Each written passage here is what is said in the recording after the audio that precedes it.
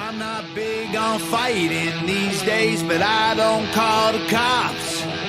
And I'm not big on scrapping lately. When I start, I don't stop. I just need one more person to hate me top that top. One more problem might make me kill them all. I'm a heartbreaker, kicker. I'm a hot trigger, nasty words. I got 2 fingers for kissers. I'm a dirtbag, no good bastard. Look, it's no more Mr. Nice Guy, so go ahead and get mad. I'll show you how easy I turn a tough guy to a dead man. I ain't your buddy, haters are obsessed fans. If we were buddies, trust I'd crack a bud just like a red can. Bedpan full of piss and vinegar. Head scan said that I'm not crazy, but I'm similar. Let's dance, lead hands, homie, you get slept fast. Trust me, you're a midget, I'm a monster. Every slap I throw's a finisher. I just need one more person to hate me top that top. One more problem might make me kill them all. I'm a heartbreaker, kicker. I'm a hot trigger, nasty words. I got 2 fingers for kissers. I'm a dirtbag, no good bastard. You crackhead, you must love getting rocked. Take your door off with a flat head and take everything that you got. Hey, whoa, don't make me put in my purse. We don't need Gucci on curbs. You think you bad, I'm the worst in your family to church. So baby, don't get on my nerves. Like, I don't know about these, all I know is how we go. We're non-stop, we're reload. If you talking, I see ghosts. You groupie, baby, I'm different. Think you know hell? Well, I'll show you it. I was born in hell, devil knows me well. I return with a list like Moses did. I just need one more person to hate me top that top. One more problem might make me kill them all. I'm a heartbreaker, kicker. I'm a hot trigger, nasty words. I got 2 fingers for kissers. I'm a dirtbag, no good bastard. I don't call for backup, keep those comments to yourself. Bunch of cops call them afraid to handle themselves. We was raised by the wolves, we ain't afraid to bleed, it helps. Sort the men from the boys, the have-nots from the wealth. With God as my witness, I'll leave you where you stand. If you flex, that's your death, we do it more than throwing hands. You better give me 6 feet when I come through back up. Guaranteed to leave you bleeding if you make me back this truck up. I just need one more person to hate me top that top. One more problem might make me kill them all. I'm a heartbreaker, kicker. I'm a... Hey, what's going on, everybody out there? It has been such a long time since I have said these words on a Saturday morning, and it's actually that time. It's not even Saturday. I'm so mixed up. I've been so busy lately. It is Sunday, Sabaton History Sunday. We are back. We're going to be back on our regular schedule next week, and we've got a special guest with us today from the Discord right here over my shoulder. We've got our man Jeff, straight from the other side of the ocean. Matter of fact, I ain't even going to tell everybody. Why don't you tell everybody about yourself, Jeff? Yeah, I'm just an ordinary vet from Sweden. Wow. Bit crazy and fucked up as everyone else. Everybody got their problems. I agree with that. We brothers from across the ocean. So I just wanted to. This was the sweet thing that came into Discord. This is what it's all about. It's a place for veterans worldwide to get together. If that's what it is. He's a vet. Yeah. He's my brother, even though we didn't serve together. Yeah, it's an awesome community. Oh yeah, for sure. And then you've got Threeper over there. How you doing? I'm alive. Threeper? I'm alive. We're all alive. We're finally live. Yeah, we're finally live. It's been so long, and I've missed it. Been way too long. And Clarity's got cabbage for you. So Cabbage? No, there wasn't cabbage. You were supposed to bring the cabbage, Clarity. You read the flyer wrong. Because we got to feed the fat man on the end. Well, wow. Okay, so now getting back into what we are going to be doing today. Now, I told everybody I was going back to the v3tReacts album, and I am doing that today. But there was also a video that was dropped just a week ago that I think that I need to touch on first. What do you guys think? Oh I think yeah, I that's a haven't great seen this idea. one yet, but I think we're gonna be interesting. I mean, I haven't watched it. Hopefully, all you guys out there want to watch it because we're going to watch Live Gardet, 500 Years of Service of the King. We're going to Yeah. watch the history behind it because there was a very big confusion over the meaning of it. Because, I Yeah, mean, technically it means lifeguard. But then yeah. what was it that you explained to me that it really meant? Really, it is the royal guard. So that's the king's guard, so to say. So like Britain's royal guard with the red suits and the funny hats. Yeah, exactly. It's like we have those German pie cats and blue uniforms. Oh, and you guys carry the pike still, right? The big Yeah, one. we do. Oh, that's awesome. Oh, Hey, Eli, what's going on? I still don't know how to pronounce your name. That's another Discord member. How you doing? Welcome to the show. We are gonna get right into it now. Let's get started. I'm curious. What about you guys? Yeah. You guys Absolutely. ready to test fate with the ads? Yeah. nope. All Let's right, go let's for it. do this. I'm Indy Nidell, I'm Per from Sabaton, and welcome back to Sabaton History. this is about Leave Gardet. Hey, Ryan, what's going on? That's the only ad we get. I'm happy.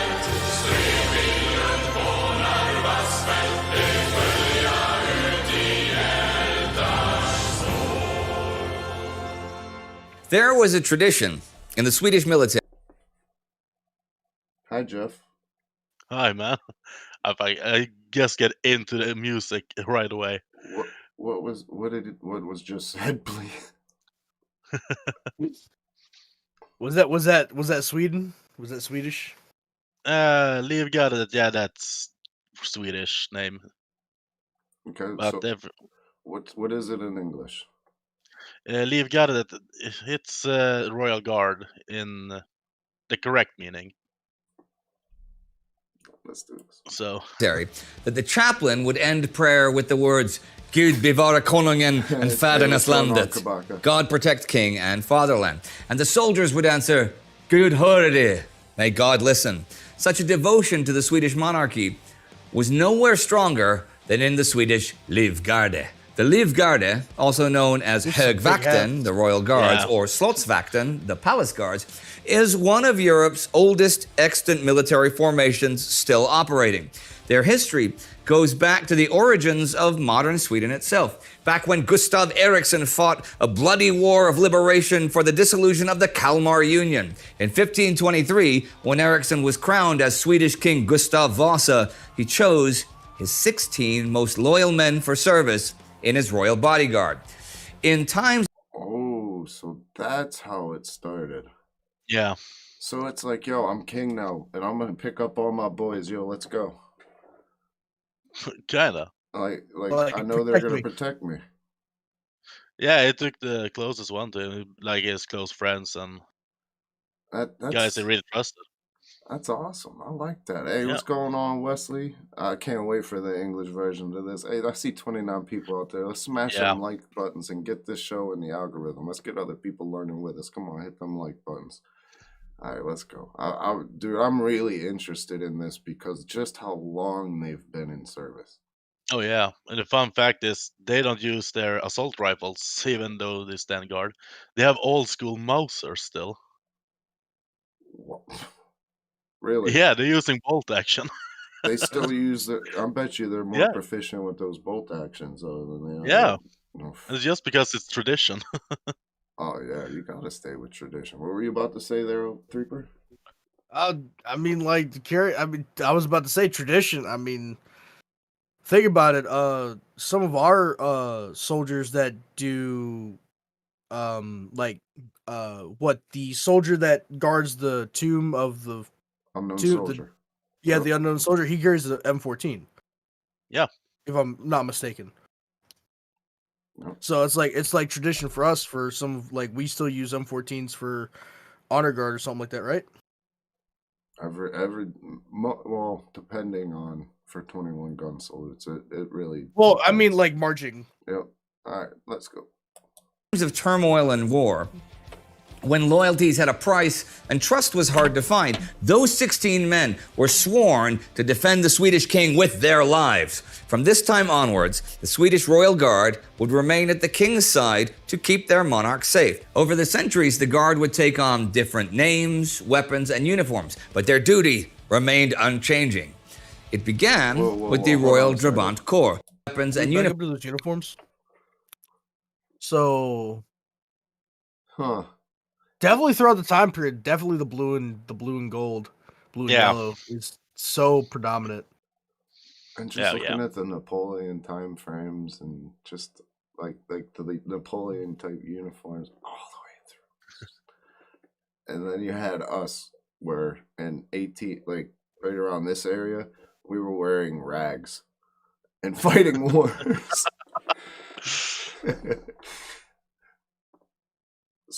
Spec Force operatives still use M14s, I think. Yeah, that's you know what, Kabaka saying it, I'd probably back that fact up 100%. Yeah, I'm glad you're here, brother. Glad everybody's out there. Jeff, thank you again for being our first guest. Oh, it's an honor to be here. So and Threeper, thanks for waking me up at 11:07. Whoa! You had to bring it up. You had to bring it up. Uniforms, but their duty remained unchanging. It began with the Royal Drabant Corps, Kungliga Drabantkåren, which has made up the core of the household guard since 1523.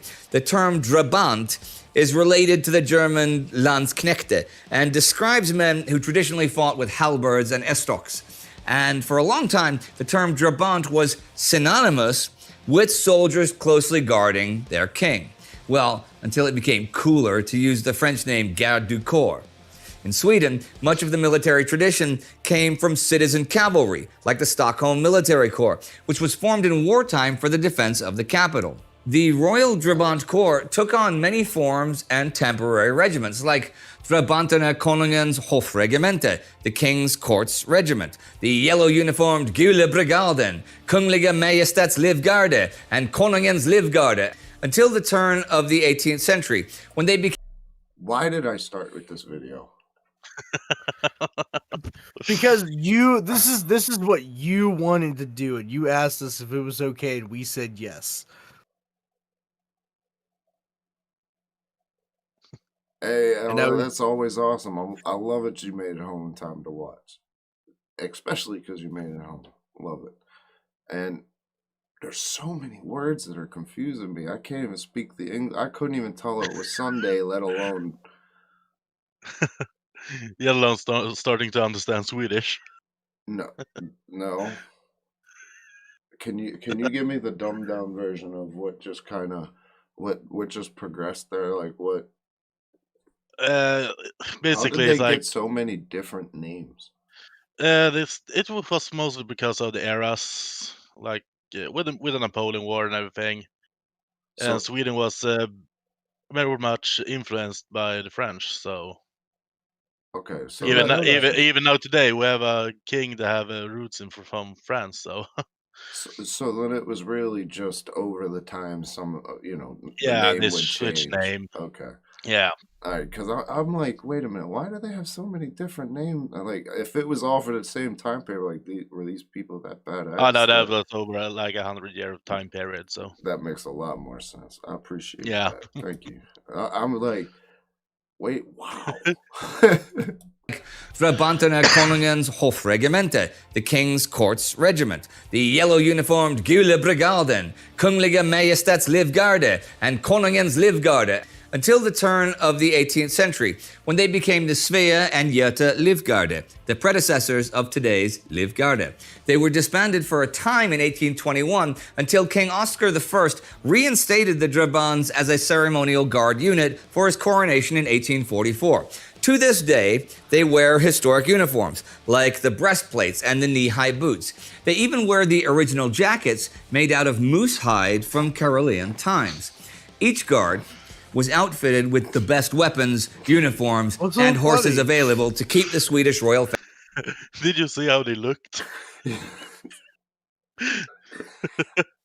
Like they look traditional. I get tradition, bro, but you still can't look at, like, I mean, if you've ever been to France and seen some of their traditions, bro, the parachute outfits and dude, they're wearing knee-high steel boots. I mean, breastplate. you put on some tights and a green hat, and you look like Robin Hood with a bow. Yeah. No disrespect, because I know it's tradition and I see it, but you can't help but laugh. And even in our traditions, there's some things you gotta laugh at. I mean, Yeah. Hey, look, if it's one thing, they got the metal breastplate, so they can't be stabbed. Well, you have a lot At more least- to stab than the chest. I mean, like, really, like, just the breastplate, like, there's You have a lot of more places. everywhere else around this little area. Well, I mean, nobody's gonna want to come after. Like, if I have a knife, I'm not gonna come after you if you have a breastplate, because I'm like, that's gonna be too much work. They're gonna stab you with a pike. That too. They have a. They bigger, would use their helmet with a They pipe have a on it. bigger stick. Oh, it does look good, Kabaka. You're right. It looks good. But it looks hilarious too. Oh yeah. I mean, like, it's crazy that that's what they made themselves look like back then. For his coronation in 1844. To this day, they wear historic uniforms, like the breastplates and the knee-high boots. They even wear the original jackets made out of moose hide from Carolean times. Each guard was outfitted with the best weapons, uniforms, and horses available to keep the Swedish royal family safe. They were elite, loyal, and obedient to the core. And their lives were expendable if it meant catching a bullet for the king. Their primary task in peacetime was to guard Stockholm Castle from spies and assassins, and pesky citizens with radical ideas. On their journeys through the country, the mounted royal guard accompanied the royal family and looked out for their safety. In 1619, a royal corps of halberdiers was formed, whose main task was to guard the palace in Stockholm. During the 30 Years' War, this also accompanied Gustavus Adolphus into battle, and in 1633 came back to Stockholm with his lifeless body. The halberdiers stayed at the palace and became the core of the guard regiment for Queen Christina and her royal household. Around the same time, Swedish General Lars Kage, a lifelong companion of Gustav Adolf, introduced grenadiers into the royal guards. Men chosen for the grenadiers were already large and imposing soldiers, whose task it was to hurl heavy grenades into the enemy ranks, to further signify their status as... So they were pretty much the big brute strength of everything, and they would just throw boulders that blew up. Oh yeah, these bulls are big as fuck. Yeah, like it's like a cannonball, but a bit smaller. Were they throwing it one-handed? Yeah. Okay. An elite unit. They wore large mitres or bearskin caps. From 1868, Swedish Royal Grenadiers have carried the king's own life. Well, at least it's something that I never am mad when they get money out of it.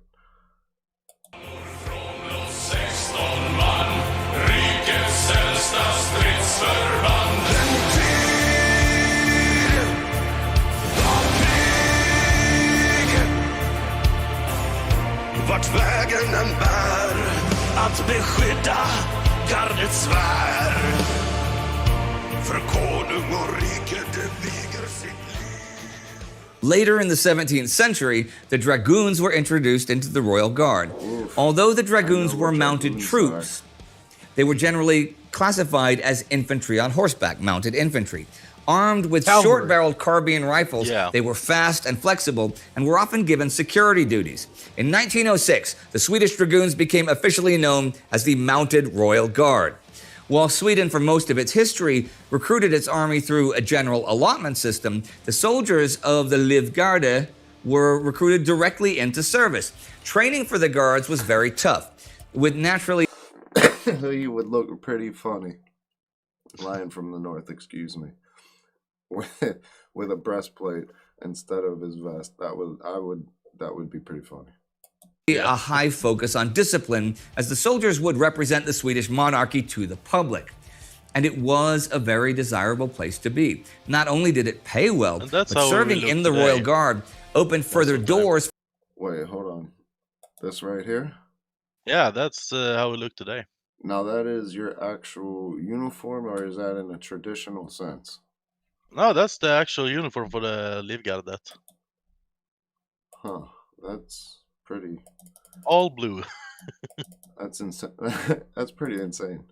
All right, let's go. Place to be. Not only did it pay well, but serving in the Royal Guard opened further doors for a soldier's career through the connections they made. That's The right, prestige and status that came with a place in the Guard was comparable to similar royal household units in the rest of Europe at the time. Although the majority of the recruits came from the Swedish mainland, the Royal Guard was also open to recruits from the Finnish and German provinces, as well as suitable candidates from foreign countries. Officers who had honorably ended their service would usually go on to command regular provincial regiments. During wartime, the Royal Guard was sent to the battlefield. From the Swedish War of Liberation in the 1520s to the rise of the Swedish Empire in the 30 Years' War, up until its inglorious end in the Russo-Swedish War at the end of the 18th century. Whenever the Swedish king went into combat, the Royal Guard was with him. Under King Charles XII, Karl XII, the Royal Guard reached their numerically largest strength. Up to 2,600 men served as his personal vanguard in the battles of the Great Northern War. Traditionally, the Royal Guard served on the far right of the battle line. This was historically the most honorary and also the most dangerous position on the field, and it was common for the regiment to take heavy casualties. And more than once, it was completely wiped out, like at the defeat at Poltava. But time and time again, it was rebuilt and reestablished. With the end of the Swedish Empire, the Royal Guard returned to primarily guard duty once more. The palace in the second half of the 18th... Just like getting demolished, restock. It's like restocking bodies. It's like, yo, yeah, think about being the recruiter for that one. I know. It's like, hey, you're not going to see war. Don't worry. But we've been wiped out a couple of times. You want to protect your king? It's like, boy, yeah. do I got the job for you. It's like the most honorable thing you can do. Yeah. Is death. I mean, it really, truly, it is, honestly, when you really think about what they were doing and what their responsibility was to their king, it would really be the most honorable thing for them, would be to die for their king. At least they were doing it for what they were supposed to do and doing their duty. Duty meant a lot more back then than it does now. Oh, yeah. Let's go. 18th century was a home of treachery and harbored a good amount of corrupt officials, conspirators, and would-be assassins. Like the old Praetorian Guard of Rome, the Swedish Royal Guard became often directly involved in such intrigues. During the coup d'etat in 1772, the Royal Guard sided with Gustav III and overthrew the government in favor of the monarchy. But when Gustav IV began degrading the Royal Guard and even threatened to reduce them to a regular line regiment, well, unsurprisingly, the Royal Guard was not that eager to defend him when another coup led to his downfall. Turns out, insulting one's bodyguard when you're already unpopular was a bad idea.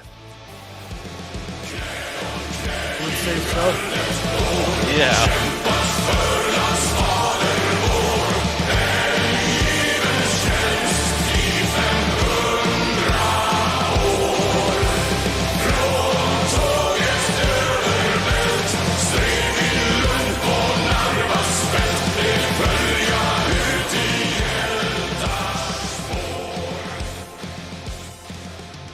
Well, with the end of the Finnish War in 1809, Sweden's time as a great military power was up. Still, the Royal Guard remained, guarding the royal family in Stockholm. Before the advent of a professional police force, they were also in charge of overseeing criminal prosecution and in command of firefighting.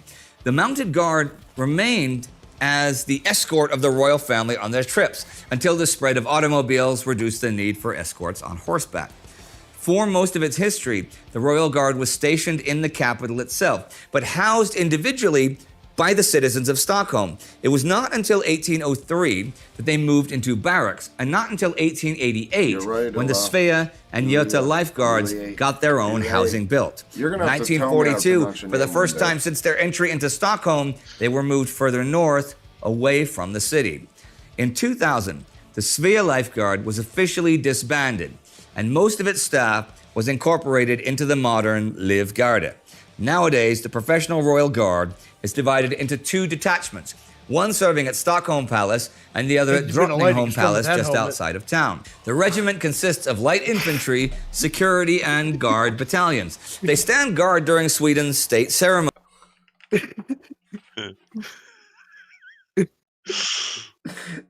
Oh, fuck, Raven. Bro, open field doing maneuvers, lightning storm. Oh. That unit is shocking when they go into battle. Oh, you're fucking killing me. A freaking walking lightning rods. I never got that. Put a cable in their ass and you got electricity. I'm sorry, you guys. Sometimes Raven says something that's just off the wall that I just can't help but wonder why that's the first thing. Oh no, he's starting to do it. Raven, you better turn off whatever internet's being used. Yeah. Royal Guard is divided into 2 detachments, one serving at Stockholm Palace and the other at Drottningholm Palace just outside of town. The regiment consists of light infantry, security, and guard battalions. They stand guard during Sweden's state ceremonies, accompany the Minister of Defense on official visits, or honor the visits of foreign military commanders to Sweden. They are also a huge tourist attraction. It's true. Between April and August, the changing of the guard attracts hundreds of thousands of tourists. The mounted squadrons ride out in traditional light blue full dress uniforms and silver pickelhaube helmets, while the guards on foot wear their dark blue uniforms with black pickelhaube helmets. On their way from the barracks to the center of Stockholm, they are accompanied by the Lifeguards Dragoon Music Corps. Today, the ceremonial duties of the Royal Guard are open to all parts of Sweden's armed forces, even the Home Guard and the voluntary units. For example, in 2009, it was Lottorna's turn, the Swedish Women's Voluntary Defense Organization. Usually, each unit takes over the protective and ceremonial duties of the Royal Guard for 5 to 7 days a year. Sweden has enjoyed peace for many, many decades, but the Royal Guards, the Livgarde, remains. Although they are now modernized and mechanized, at the core, they have not changed. From Gustav Vasa in 1523 to today's Swedish king Carl XVI Gustav, the Livgarde is there to safeguard Stockholm and the monarchy. No paper towels. Man, it is amazing. Like, what other guard? I mean, like here in the U.S., our police uses horses, but how many like King's Guard, President Guard use horses to defend a capital? Yeah, that would be none. It's Sweden, maybe only. Yeah, Sweden, their guard uses horses. I don't know of anywhere else that uses horses still as a mode of transportation around the capital. I can't think of any. No, but it's mostly for ceremonial events they use that. Makes sense. För Sverige i tiden dit konungen går. Det gör vad som synes omöjligt på den framtidens spår. Okay, Per, I have 2 questions, but I'm going to say them all as one question, okay? All right. Why this? Why now? So, we're coming up to the 500 years anniversary of Sweden. Right. The modern Sweden, yeah. And that kind of requires some celebration. Right. Hey! There you go. Yeah. I am a Swedish citizen now, so it's my you- country you're, too. You're invited to the celebration. Yeah. We are no longer invited to the celebration, but we were invited to be part of creating the celebration for this. You were specifically, they said, let's get Sabaton. Yeah, they asked us if we would be able to write a song. for one of the oldest military regiments in the entire world, which is the Swedish Livgardet. Okay. Or And the regiment asked you, or someone else asked you to write it? they are part of the Swedish army. Okay. So the request came from the Swedish army. And we normally don't do songs by request, except when we did Bismarck, and we have done something like that in the past as well. But we usually don't do songs on request. We come with an idea and we do it no matter what. Right. Yeah, that sounds like you.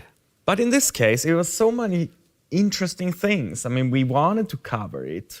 We wanted to sing about this. It felt like a natural, okay, this is a good subject for a Sabaton song. Yeah, it's a really good fit. And the 500 years anniversary makes for an absolutely legal or good cause to do the song at the moment. So everything was there. So we said yes to the Swedish army, that let's go on and we will write this song. And but after a while, they returned to us and said we have to back out. So we were, of course, disappointed. Yeah. That after we started to prepare for these plans and prepare for writing this song, and then they back out. But we didn't back out. No. Now we are doing it. Originally, we planned to do the song with the support of the Swedish army. Now we do the song anyway. Okay. And it's, as I said, it was a good subject, even without anybody asking us to do it. So that's why we did it. But this song, it's not part of another whole Swedish album or anything. It's not part of a new album. I mean, you could fit it in. The Swedish Livgardet is, is 500 years of history. Yeah, sure. And we didn't want it to focus on a specific event. We wanted to focus on this military regiment. But even though that caused, you could fit it in to the Carolus Rex album. Yeah, totally. Yeah, sure. And so we mentioned a couple of the battles during the Swedish Empire where, for sure, Livgardet was. Okay, I haven't got to read the lyrics yet, so this is news to me, actually. So, yeah, and at the moment we haven't heard how it is, because right now, as we are sitting here, Joachim is in the studio singing this song right now. Right now. He even asked a few minutes ago when he can come here not to disturb us, because obviously I guess he's ready with the song, which sounds awesome. So we might actually get to hear something rough today, even. Maybe we're lucky. Do you know what occurs to me? You say the Swedish army asked you to do this and then they backed out. Now, in the Wolfpack Part 2 episode, you explained to everyone in the world about your lack of compulsory military service by trying to be crazy because you couldn't be a fighter pilot or a submarine ace. But that couldn't have anything to do with it. Could it? Could it? Could it? But that's very interesting. But when the song is finished, do you expect it to be taken up or by the military, or is this just like what happens happens? Whatever happens happens now. I mean, the song, everybody's able to enjoy the Sabaton songs, and I mean, obviously we write the songs for our fans. Yeah. So everybody, I hope and I believe that our fans gonna like it because it's a kick-ass song. When it's the 500th anniversary, do you know of any specific celebrations or things they're gonna do? Have they asked other bands or things or artists to do stuff? As far as you know, I don't know anything about this. Well, I was part of plans. Yeah. I was sitting together with the Swedish army, planning activities around this, which obviously we are not part of, but I will not reveal them. But I was aware of some of their plans, yes. Okay. And I hope they go through with all the plans. I hope they do everything that they have said. I'm just sad we will not be a part of it. It would have been cool, but we'd be fine anyway. We're Sabaton, we're touring the world. And we are busy anyway. Yeah, but as you said, other than being busy, if they'd never asked you, then they never would have gotten this kick-ass song. Are you kidding me? Whatever the days were. Like that, though? That timing. Wow, YouTube be like that today. Like, really? 3 in 1 video. And when you point.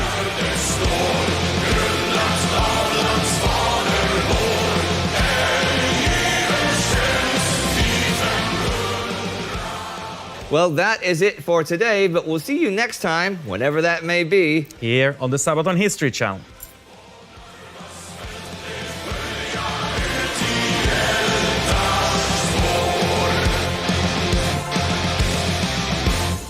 Thanks for watching. Thanks for subscribing. Please remember to click that little bell so that you get updates and notifications once we release new episodes. Jak się masz? That was definitely interesting. I mean, you know, my favorite part is definitely the lightning helmets. Out of that whole episode, you break it down to them being walking lightning rods. Yeah, sure. I mean, like... Jeff, do you want to take his place? Yeah, sure. Whoa, Okay, whoa. because Okay. if all we're seeing is walking lightning rods, we're in trouble. Because there Okay. is a lot more than lightning rods. All right, so I'm going to start switching this up, and you start talking about what you think there was more of now, since, you know, Jeff, lightning what rods. what was your favorite part about that? With learning about a little bit more about the Royal Guard. Me as a Swede, I knew a bunch of all of this already. You pretty much knew It's- all this already. Yeah, it's a big part of our the Swedish schools and education. You have to Gotcha. know about some of the history. Oh, so they actually, I see, they make sure that you know this. It's like, nah. You need to know. Parts of it, at least. So some of it is taught in schools there. Yeah. Okay. Well, That's good pretty. at least. See, here, we're not even going to get into that. But anyway, I've already got the next video loaded. That was definitely, I mean, aside from the walking lightning rods, the tradition behind them is insane. And Yeah.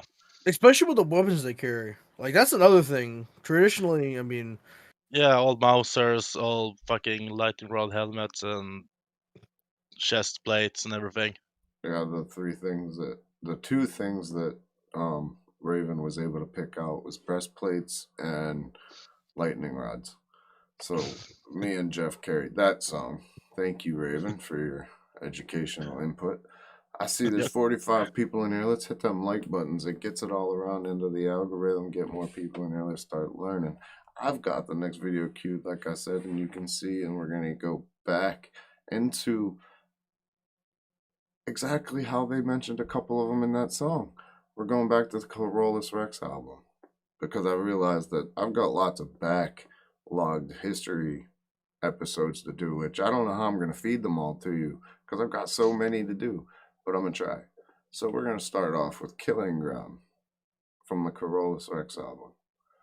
The Battle of Froststadt. Did I say that right? Yeah. You did good, at least. So no. Froststadt.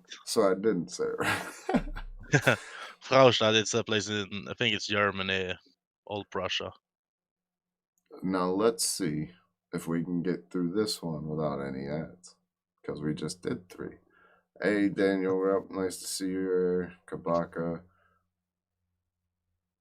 Oh yeah, Lion from the North. That was a bit disappointed that we can't expect an album soon. It's pretty. Yeah. I was hoping that they would release something. All right, well, let's go.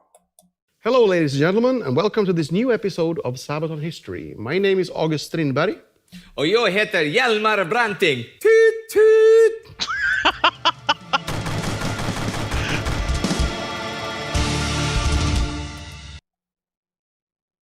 Did he just have a Raven moment?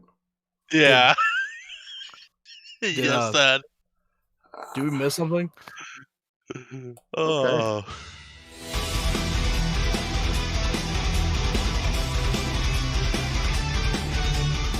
Around the beginning of the 18th century, the Swedish Empire, under its king Karl XII, Charles XII, found itself at the height of its power. Swedish influence spread far beyond its own realm, and it began drawing most of Northern Europe into its political sphere. And as always, with great power came great responsibility. Daniel, that's what I was saying. There are so many I have to make up. I've got like 50-some songs.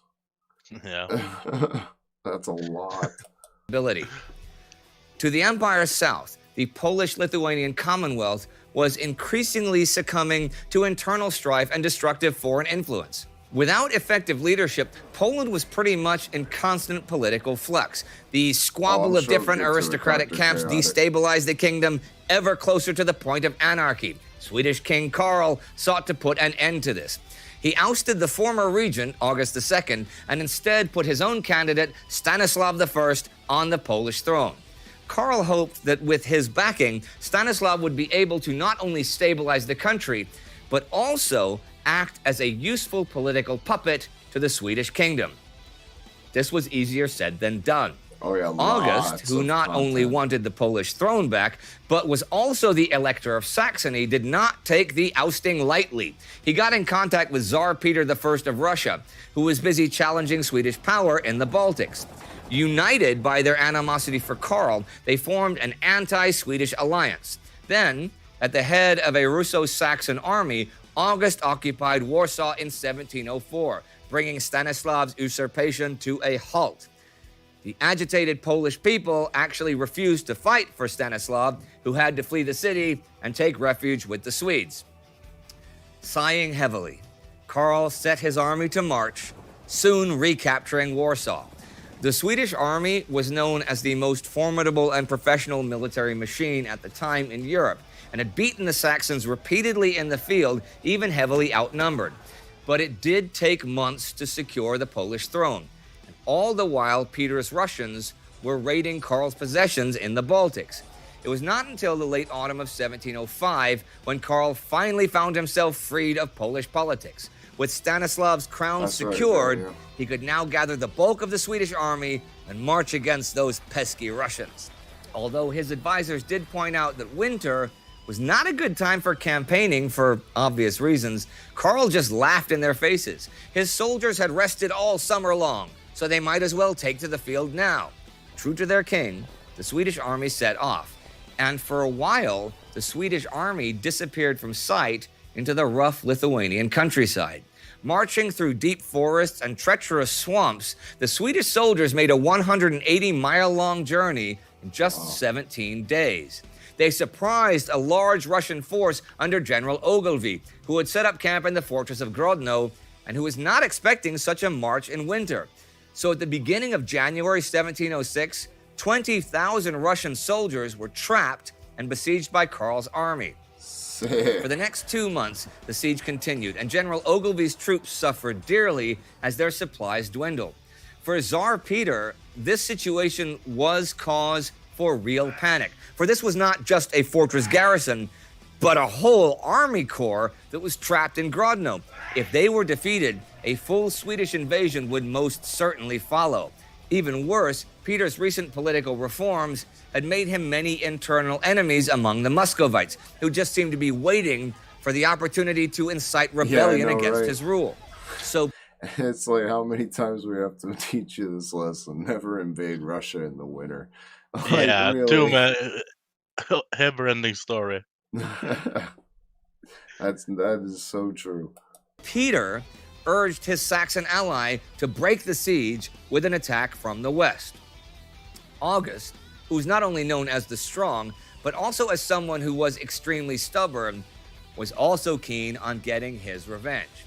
Back in Poland, only a small Swedish token force of fewer than 10,000 men under the command of General Carl Gustav Reinhold had remained to keep their eyes on the Saxons.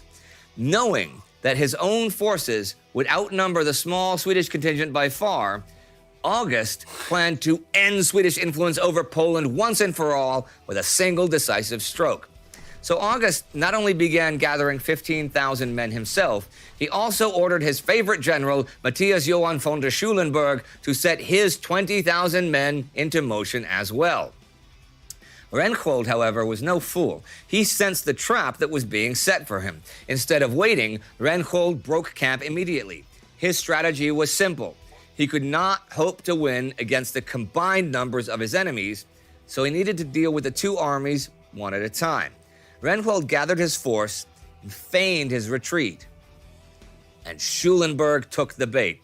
Without waiting for his liege, the Saxon general gave pursuit, sure of a quick victory. Near the town of Fraustadt, today's Pskow in western Poland, he caught up with the Swedes. In the early morning hours of February 3rd, by the Swedish calendar, the two generals prepared for battle.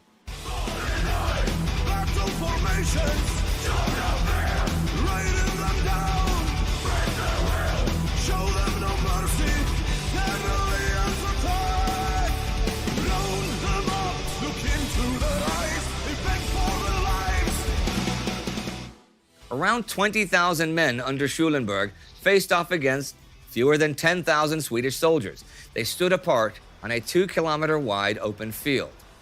In the midst of winter, the ground was frozen and a thick morning fog had descended.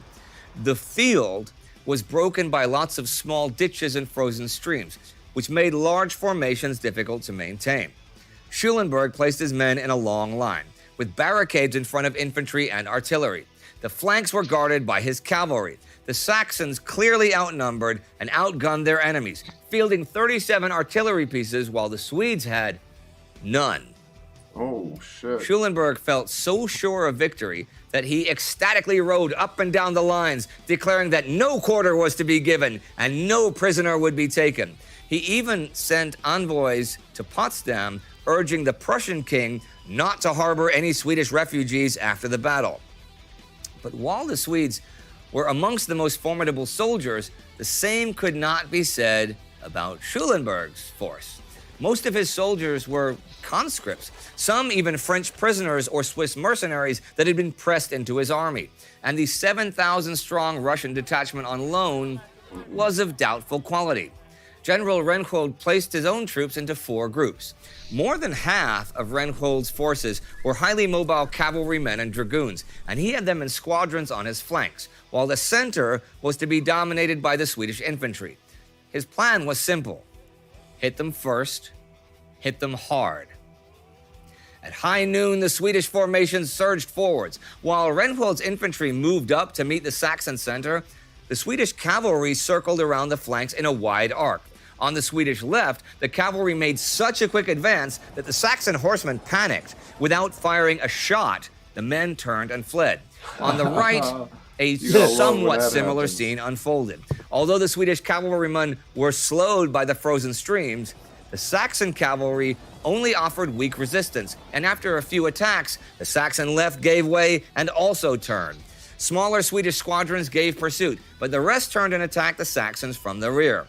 In the meantime, the Swedish foot soldiers had closed in on the center and were taking the brunt of Saxon artillery and musket fire. Still, in typical Swedish fashion, the men marched onwards, seemingly unfazed by fire and death. At the range of only 10 meters, the Swedish infantry unleashed a devastating volley into the enemy ranks. Then they drew their swords and crashed into the confused Saxon and Russian lines with steel.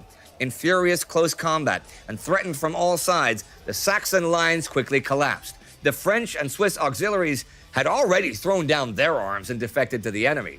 The Swedes had also captured and turned the enemy's own cannons against him. Faced with the choice of being captured and turned his own damn cannons against him. Let's go. They didn't have freaking cannons. They got them now. Yeah. Oh, are these yours? I'm like, nah, they're mine now. Lines quickly collapsed. The French and Swiss auxiliaries had already thrown down their arms and defected to the enemy. The Swedes had also captured and turned the enemy's own cannons against him. Faced with the choice of being cut down by cannonballs or cavalry sabers, the Saxons either surrendered or died where they stood. Only the Saxon Guard defended itself until the afternoon. The main battle had lasted maybe half an hour and was a resounding victory for the outnumbered Swedes. They had captured large stores of guns and ammunition and destroyed Schulenburg's army nearly entirely. Contemporary sources claim that a lot of Russian prisoners were shot after the battle, but historians are still divided about the scale of the massacres. Tsar Peter, however, was quick to exploit the allegations for his own propaganda means to save his throne. Nonetheless, after Schulenburg's defeat, August himself faced a rebellion in his own aristocratic ranks. The Saxon noblemen forbade him to go on any more offensives against the Swedes and to disband the troops he had already gathered immediately. Karl, of course, was delighted to hear of Reinhold's victory and promptly awarded him the marshal's baton. And although General Ogilvy had escaped the siege of Grodno, Karl knew that his troubles in Poland were a thing of the past. Now it was time to deal with Peter and his ambitions before the Russian Empire had a chance to rise.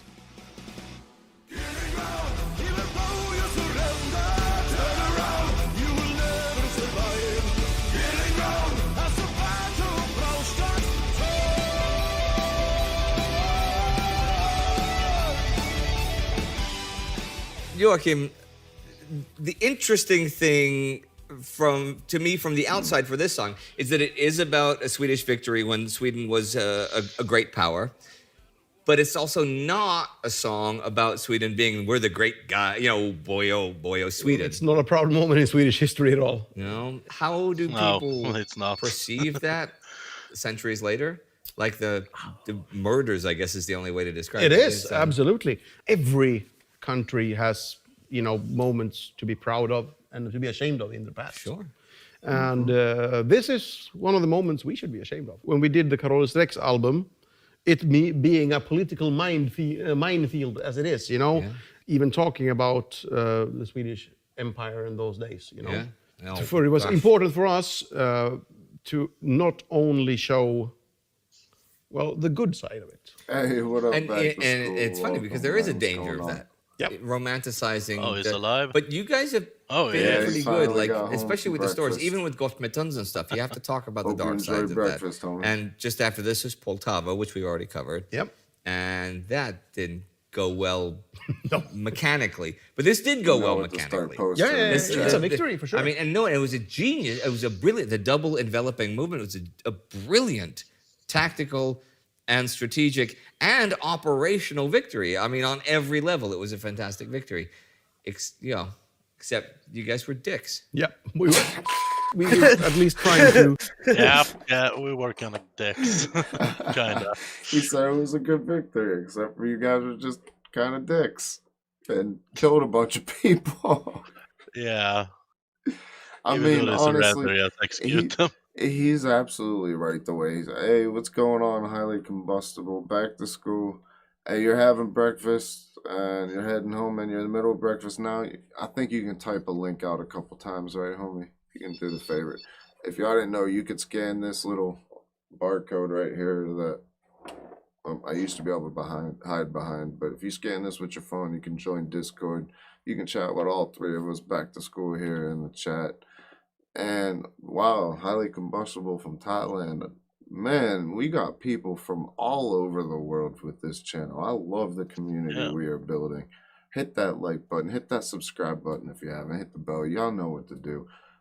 If you're just joining us, special guest from Discord, my man Jeff, fellow vet from Sweden, and then Threeper over there. Let's finish this up. Oh yeah, nobody's innocent. I mean, they're World War II, World War One.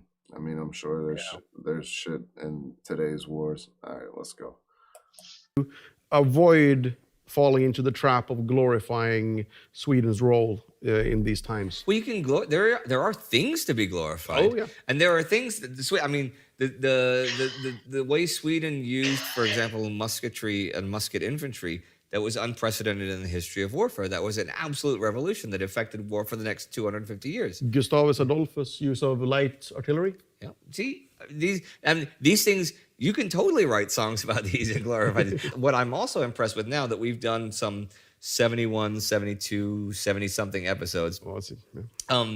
You guys say you're just chroniclers, and you don't dig, as you say, so deep in. Hey, I'm gonna stop it for that one. Highly combustible. California native, moved to Thailand after 6.5 years here, and you were in Afghanistan. Hey, thank you for your service, brother. We all brothers in arms, homie. Welcome to the channel. I appreciate your service, just like I said to Jeff. Even though Sweden's a peaceful country. Yeah, kinda. We do our part.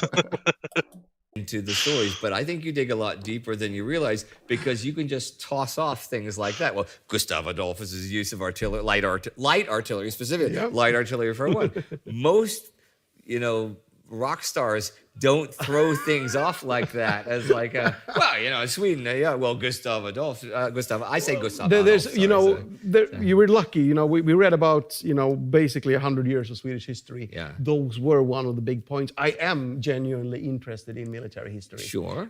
So a few things are bound to stick with me. Yeah. But to be honest, though, it's scary. We're looking now, so when we were recording this is June 2020. Yeah. And it's not even a year ago since we released the Great War album, right? That's true. And I've already forgotten so much of the research we've done.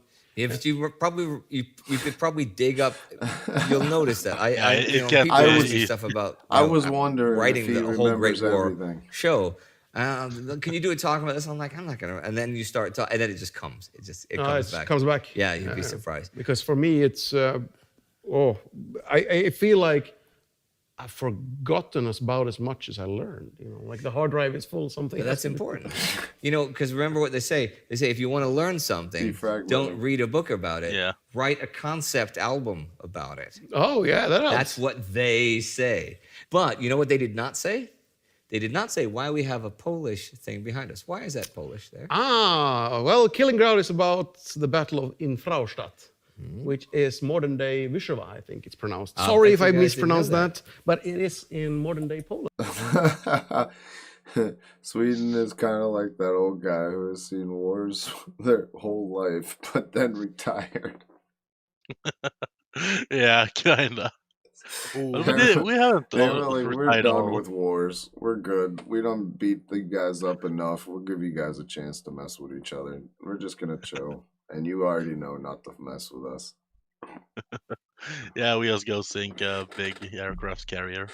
I'd poke Hey, Sweden with a why does the USS Roosevelt always have to come up? Yes, the Because Swedes it's fun sunk for us. the USS Roosevelt twice, and more than that, and twice while they reported. There we go. I admit it.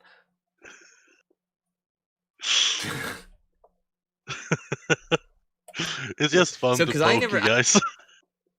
I never think of Saxony as being Upper Saxony as being Poland, but I was mistaken. It is actually in Poland. Yeah. It was Joachim that said we need this and we need the Swedish flag in it as well to actually show both of this. Yeah, I mean, obviously, this battle, Fraustadt, has nothing to do with the Warsaw Uprising, but it does have something to do with Poland, so I thought we'd leave it in. Once again, I'm Cornelis Vriesvik. And I am Astrid Lindgren. And really? Wow, I love Really? what you've done with your hair. Oh, thanks. And we're I'm dead and all. But this was Sabaton History. See you next week.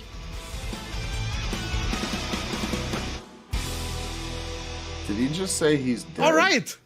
You know what's coming now. Yeah, It's me the asking guy you for money. So, he called himself money, as. money, Money. give me all your money. You know, I'm kind of never mind. I can feel him on that. Give me all your money. Give me all your money. So what did you think about that one there, guys? Especially you, Raven, because I know you know nothing about it. You don't ever do your homework or watching videos, even though there hasn't been any this week, so you're lucky. Because Yeah, I was about to say I've been dealing with stuff, and I've been having to go to and take care of work. Got some car repairs I gotta take care of. And well, considering that one was in Poland, and you know how I am about Polish and Poland, so it was definitely interesting. Yeah. Learn a little bit about Poland. Was it awesome to as see well. that you got smacked around by Sweden? Whoa! I mean, that's- Apparently, somebody didn't pay attention Even though to the we video. even though we got help from Russia. Yeah, right? You needed help, homie. So obviously you didn't pay attention to the video because you guys lost. Hard. Well, we didn't lose. You we just need a little lost. help. We just need a little help. No, and lost. And you got still. fucked over. Who wasn't paying attention to the video again?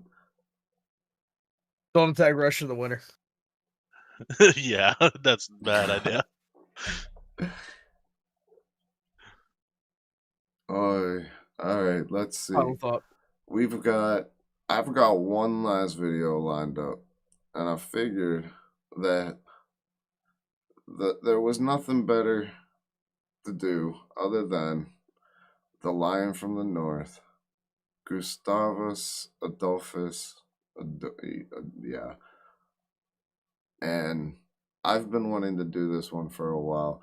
just because of somebody that's in the chat right now with the name Lion from the North, which gave me the idea to put it in the lineup. And I'm pretty sure he suggested the song in the very beginning to begin with. So, at least he pointed it out with his name also. So right, it's like, hey, do the Lion from the North. So, you know, we're going to get in this. This is a 20-minute video, flirting with disaster here on another ad. We're going to get one. It's inevitable. This is all I've got lined up for the live. We're back.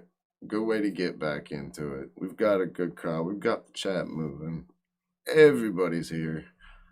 Hopefully you're enjoying your time, Jeff. How's it feel to be live? yeah, it's awesome, man. I haven't asked you, how does it feel to actually be live too? Well, right now, 46 people.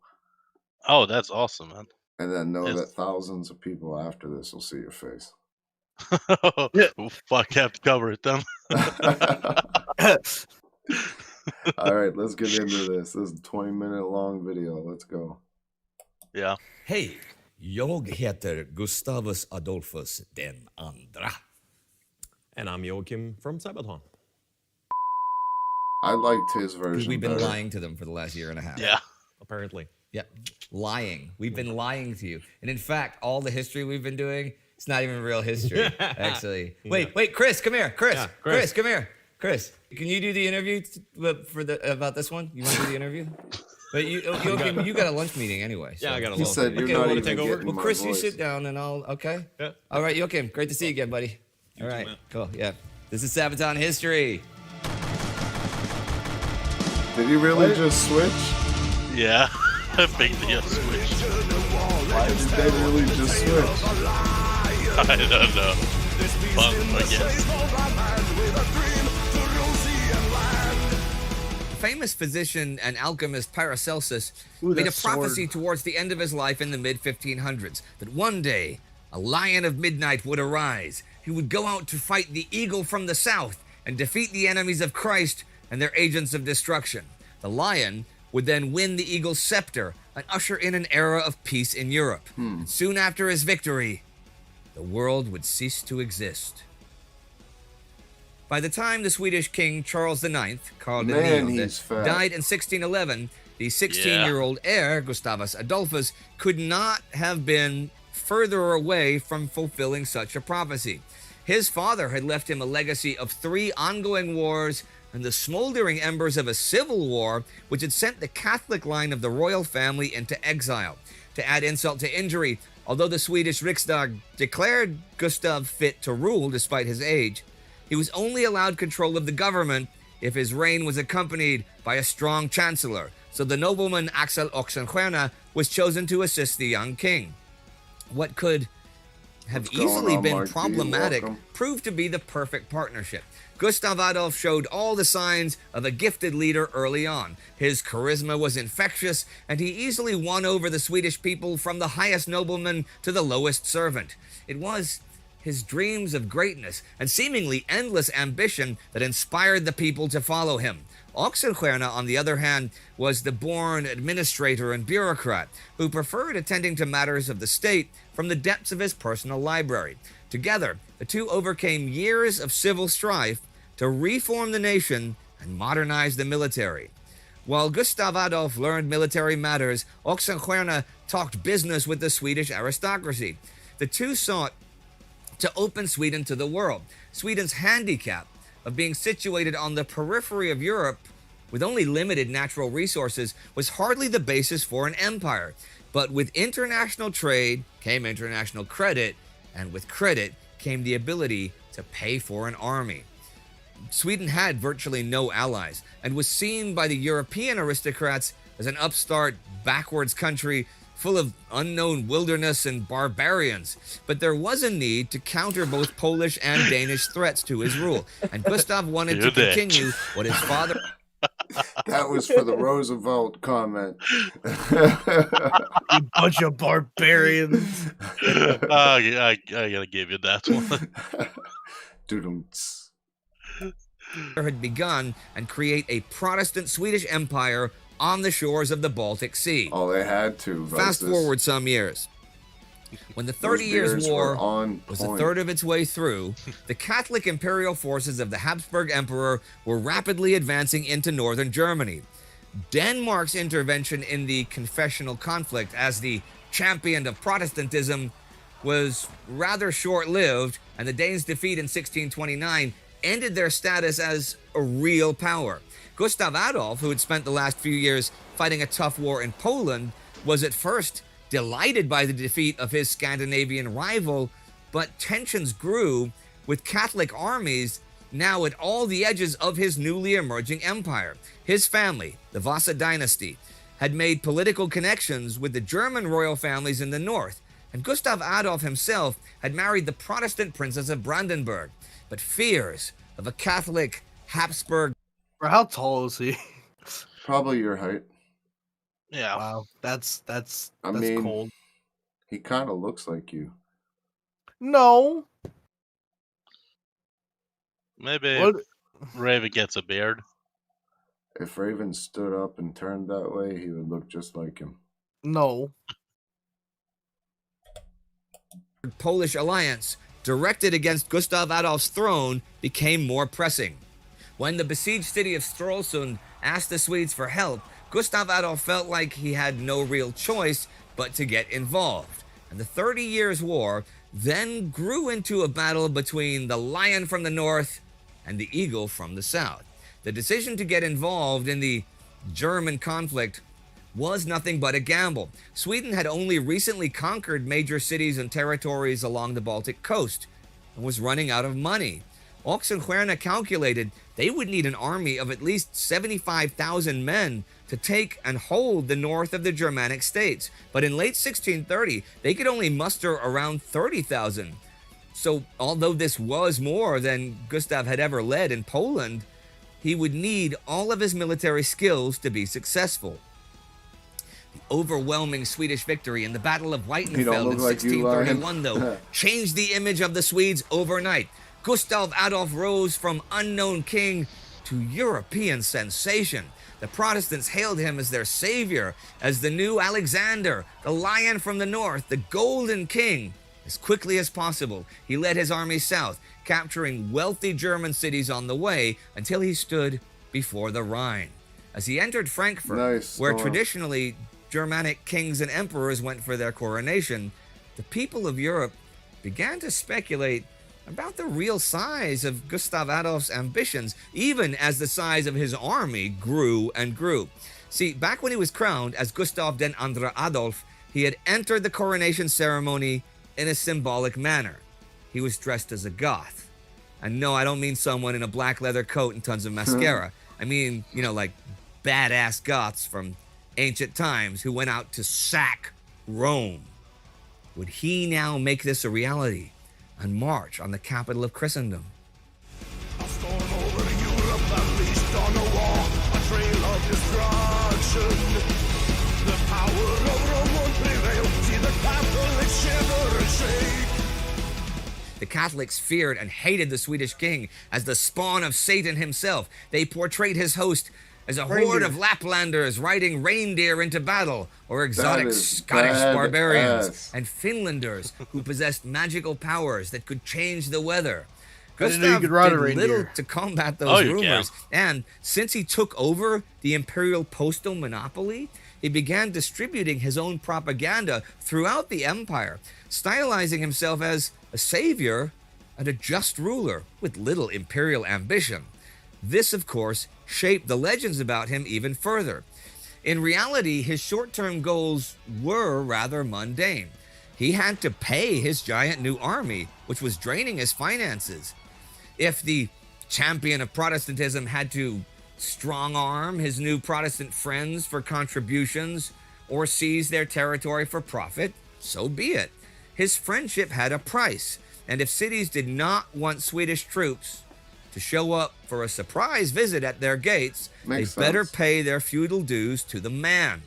In the long term, though, he wanted to be rid of the Catholic influence that threatened his northern empire. Rome was of no interest to him, nor the extinction of Catholicism or of the Holy Roman Empire, but he was still marching south. Oxenstierna urged caution. The march so far south was a huge risk for the overstretched Swedish army.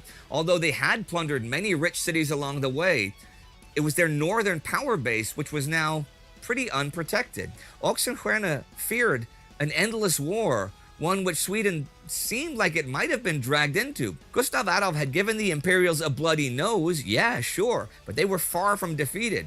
Even after 5 more major battles and a large number of smaller engagements, the war did not reach a conclusion. By 1632, Gustav Adolf's forces marched into the imperial homelands, advancing as far as Munich and laying siege to Nuremberg. But Gustav had made a strategic blunder. While they were busy in the south, the Imperial General Wallenstein outmaneuvered the Swedes and marched north, raiding deep into the territory of Sweden's Saxon ally. This threatened to cut off the whole communications line and forced Gustav Adolf to race north after Wallenstein. It was already November, and his troops were pretty exhausted from the campaign, but he hoped that another Breitenfeld would get rid of imperial power in the north once and for all. With Gustav's host approaching, Wallenstein halted his troops near Lutzen, a small town near Leipzig. The Imperials were initially fewer in number, under 17,000 men and 20 heavy guns strong. But they had chosen an advantageous spot between marshes and fortified Lutzen. Gustav Adolf brought more than 19,000 men and 60 heavy guns with him and ordered the attack.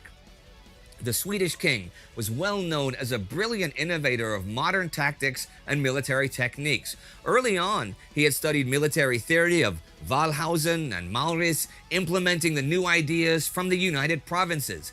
In a checkerboard formation, he moved his pike and shot brigades forward, flanked by the heavy Swedish cavalry. At first, it seemed like the Swedes were claiming another easy victory. The imperial left wing gave way under the pressure of the Swedish heavy cavalry, and only the timely arrival of reinforcements saved Wallenstein from disaster.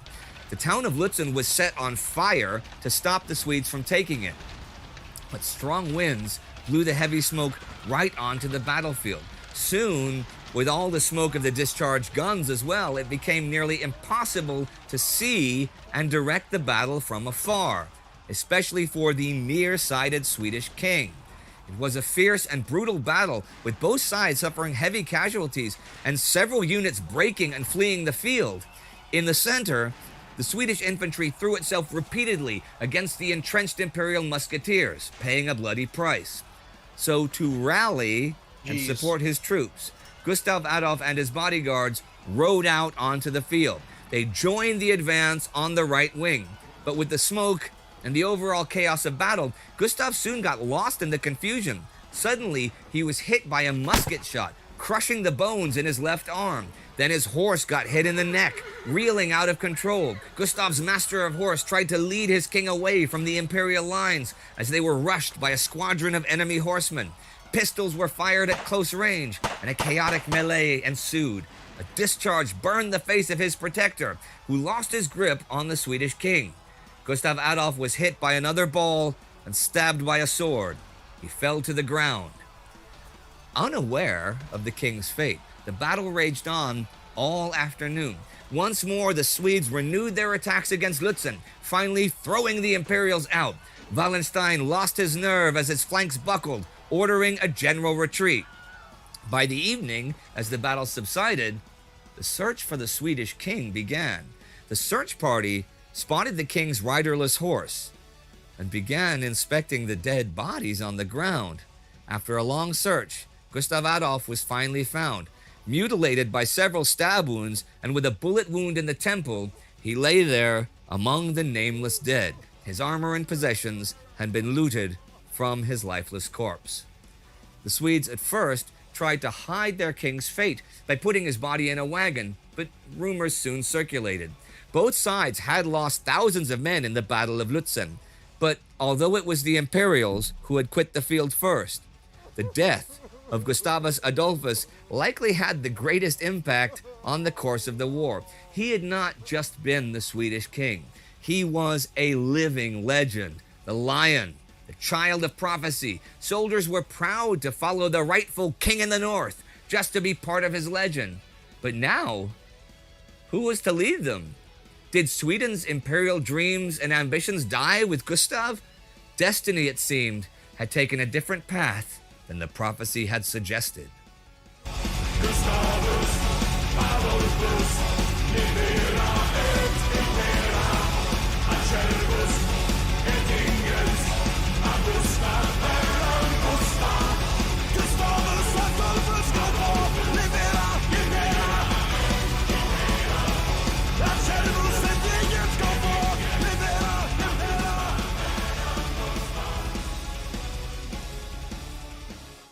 Well, Chris, it's great to have you here once again. Oh, thank you. That's nice of you to have me.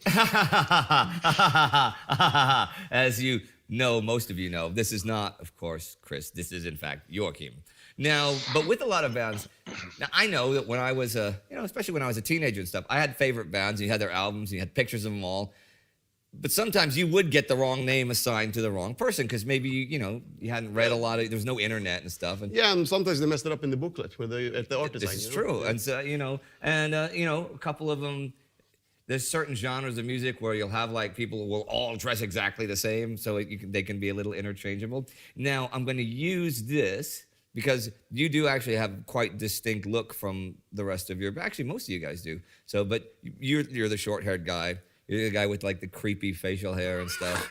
The creepy guy. What the? It's not with creepy. the reflective sunglasses, so in case there's porn showing on the monitors, everybody in the audience can see that. What? But you do have a distinctive look, so I don't think that would happen to you particularly often, especially because you're the lead singer. But that leads me to asking something. Do you ever get confused about say lyrics between one song and another song and stuff when you're Yes, especially when it comes to this album, Carolus Rex, and all the songs on it, because they're available in both Swedish and English. True. And that makes a huge difference, actually. Okay. I don't remember how many times. So this song, Lion from the North, I remember clearly. I can't remember if we were doing it in that night in Swedish or English. But let's say we sang it in English, and I ran off for the guitar solo. Yeah. And when I come back for the bridge part and clap along, and I'm starting to sing Swedish, and I changed the language. Yeah. Everybody else is like, what the Does the audience have a problem with that, do you think? Or are they just like, oh okay? No, most of the times, I mean, most people know that it's available in both languages. Yeah. So people are usually laughing about it. But it's happened like 4 or 5 times. And I also Carolus Rex, one of our most popular songs. Yeah. I've sung it, I don't know how many times in both languages. But sometimes I get afraid of getting it wrong that I black out. So I've actually had, all embrace me, it's my Stockholm say. What? Wow. I don't know where to go. So I know that feeling. Only me being afraid of making that mistake will cause me to know make exactly what mistakes. he's talking about. What you could do what Uwe Törnqvist has to do. Since, now you guys have written a lot of songs. He's 91 years old now, right? 'Cause he's a Swedish artist. He was big starting in the 50s. He was like the first rock star in Sweden in like 1954, 55. And he's 91 and he still tours. And I know that he does this because I played piano on his 90th birthday tour, which was really fun, playing for a bunch of 80-year-olds and stuff. But I'm a little behind. So he's got a little monitor, and he has really bad vision with gigantic letters of all of his texts coming up and stuff, because he's written something like 800 songs. And and a lot of these songs that we're doing were written in the 1950s or the early 1960s. And I don't mean just like that. Of course, he's going to remember all the words to the hits and stuff, but he really needs that. Now, I think you've mentioned this before, but I don't remember. I know when you play these songs from Carolus Rex in Sweden, you play them in Swedish. Yes. How often do you do the Swedish versions abroad? It depends on the language capabilities on that country and what kind of language they're speaking there. We've noticed that, present company excluded, but Americans and British people are a bit handicapped when it comes to second and third language. It's true. Yep. Whoa! Whoa! Whoa! Whoa! Whoa! Yeah. What? Why was that why? necessary? I'm offended. No, I'm just. Oh, you have to go to a safe space. I need my safe space, please. When do you do the Swedish versions abroad? It depends on the language capabilities on that country and what kind of language they're speaking there. We've noticed that, well, present company excluded, but Americans and British people are a bit handicapped when it comes to second and third language. It's true. Yep. Some of them are handicapped when it comes to first languages. Insert drum roll. I can't speak. Okay, well. there goes my Words are patrons from hard. America. Yeah, sorry. In Well, America, two guys there. So they don't like the Swedish version. No, exactly. Just call us Because out. they're so used Yo, to what's everything going on being in here? English. Yeah. We Just did, calling us out. on a couple of tours, we usually played one song in Swedish. Okay. We chose one and did that in Swedish, which is usually very appreciated, actually. Okay. But doing all of them in Swedish, we figured it worked only in Sweden, Finland, now not plead Finland, the Norway, fifth, Denmark, Eric. and sometimes in Finland, depending on where in Finland you are. Right, sure. And other than that, places where they are generally very bad at English. So But then it's doesn't- okay. Because then it's like, not yeah, gonna understand anyway. yeah. Okay. So So Nevada. Well, why did I pick that place? Of all? They're not Like, particularly right? bad And at it's the English. middle of the I wouldn't damn say so, no. country. No, they're good at counting. oh yeah, You see what I mean? Because of Vegas. I see. Yeah, I mean, the hits never stop here at Sabaton History. All right, not Chris. Why don't you say goodbye to all those people in Nevada and not Nevada? All right, everyone in Nevada and not Nevada. Thank you very much for watching. Hope we'll meet again very soon. Same time, same channel, same place. Bye bye. See ya. Bye bye. Ooh, that crowd. This is the Yeah. video I did. I think that is fuck. I want that guitar. Oh yeah.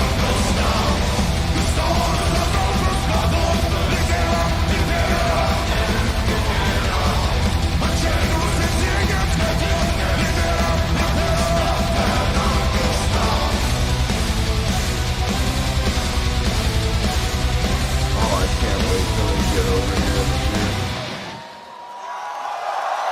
Oh yeah, they are a fucking awesome live band. Seen them twice. All right, everyone, you know the drill. You Click on that, subscribe, get and some the like subscriptions, buttons and check out Indy's comments and other do all channels, that become a other stuff. Patreon. That's it. Yep. Get the fuck out of here. Don't forget to join the Discord and the chat. Yeah, I'm not telling you to get the fuck out of here, but you need to click that link in the chat and come hang out with me, Jeff, Raven afterwards, and after the live, and we have a post live. See, he got me all messed up with the whole Americans can't even talk English right now. Words are hard. And the point is getting proven. That's why I'm having you do the talking. That was, I mean, the fact that he rode into battle and then just died because of it, you know, he did his duty Yeah. as a king. Yeah, but how many kings can actually say that they rode into battle with their men and died? Well, no kings can say that they rode into battle and with their men and died because Raven, they're They dead. actually died. Well, no, okay. This is where the handicap part comes in again. God, Yes, for him, I'll let that one slide. you know, That one slides. You're making it so easy for us guys to make fun of you. I mean,